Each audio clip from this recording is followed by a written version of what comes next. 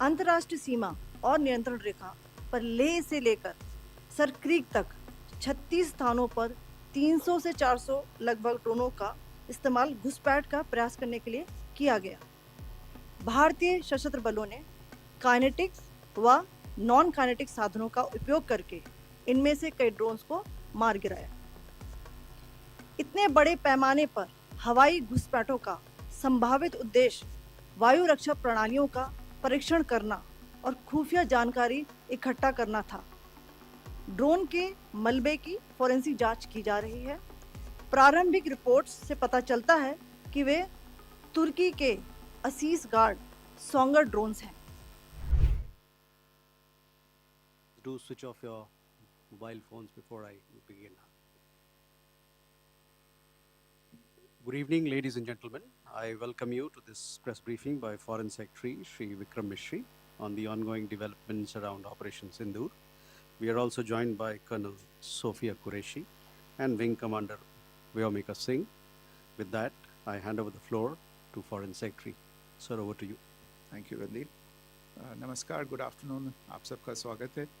और मैं सबसे पहले अनुरोध करूंगा कर्नल सोफिया कुरैशी से कि वो आपको आज तड़के सवेरे से हुई घटनाओं से अवगत कराएं। Colonel Qureshi. Thank you sir. नमस्कार। 8 से 9 मई 2025 की मध्य रात्रि को पाकिस्तानी सेना ने सैन्य बुनियादी ढांचे को निशाना बनाने के इरादे से पूरी पश्चिमी सेना पर भारतीय वायु क्षेत्र का कई बार उल्लंघन किया। यही नहीं बल्कि पाकिस्तानी सेना ने नियंत्रण रेखा पर भारी कैलिबर वाले हथियारों से गोलीबारी भी की। अंतर्राष्ट्रीय सीमा और नियंत्रण रेखा पर लेह से लेकर सरक्रीक तक 36 स्थानों पर 300 से 400 लगभग ड्रोनों का इस्तेमाल घुसपैठ का प्रयास करने के लिए किया गया। भारतीय सशस्त्र बलों ने काइनेटिक्स व नॉन काइनेटिक साधनों का उपयोग करके इनमें से कई ड्रोन्स को मार गिराया। इतने बड़े पैमाने पर हवाई घुसपैठों का संभावित उद्देश्य वायु रक्षा प्रणालियों का परीक्षण करना और खुफिया जानकारी इकट्ठा करना था। ड्रोन के मलबे की फोरेंसिक जांच की जा रही है। प्रारंभिक रिपोर्ट्स से पता चलता है कि वे तुर्की के असीस गार्ड सोंगर ड्रोन्स हैं।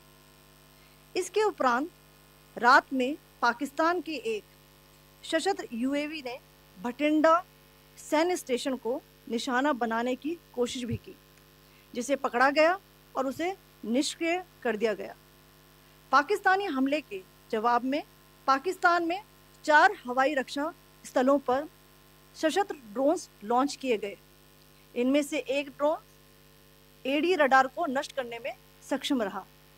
पाकिस्तान ने जम्मू कश्मीर के तंगधार, उरी, पुंछ, मेंढर, राजौरी, अखनूर और उधमपुर में भारी कैलिबर आर्टिलरी गन और सशस्त्र ड्रोन्स का उपयोग करके नियंत्रण रेखा के पार गोलीबारी भी की, जिसके परिणाम स्वरूप भारतीय सेना के कुछ जवान हताहत हुए और घायल हुए। भारतीय जवाबी कार्रवाई में पाकिस्तानी सेना को भी बड़ा नुकसान पहुंचाया गया। इसके अलावा पाकिस्तान का गैर जिम्मेदाराना व्यवहार फिर से सामने आया। 7 मई 2025 को रात 8:30 बजे एक असफल अकारण ड्रोन और मिसाइल हमला करने के बावजूद पाकिस्तान ने अपना नागरिक हवाई क्षेत्र बंद नहीं किया।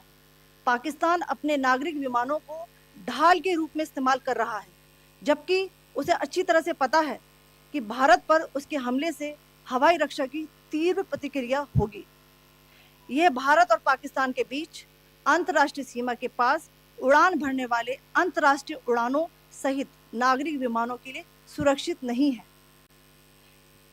यहाँ स्क्रीन शॉट में पंजाब सेक्टर में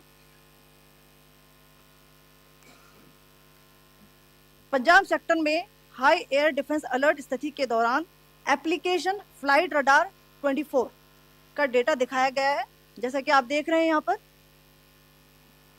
भारतीय पक्ष का हवाई क्षेत्र घोषित बंद के कारण नागरिक हवाई यातायात से पूरी तरह से रहित है। कराची और लाहौर लाहौर के बीच के हवाई अड्डे मार्ग पर नागरिक एयरलाइंस उड़ान भर रही है। हाई अलर्ट किया गया है विमान फ्लाइनेस एविएशन का एयरबस 320, जैसा कि आप यहां देख रहे हैं, जो कि शाम को 5:50 दमम से शुरू हुआ और रात को 9:10 लाहौर में उतरा। ये सारा डिटेल्स आप यहाँ देख रहे हैं, ये डिटेल्स यहाँ लिखा हुआ है। Can you see this?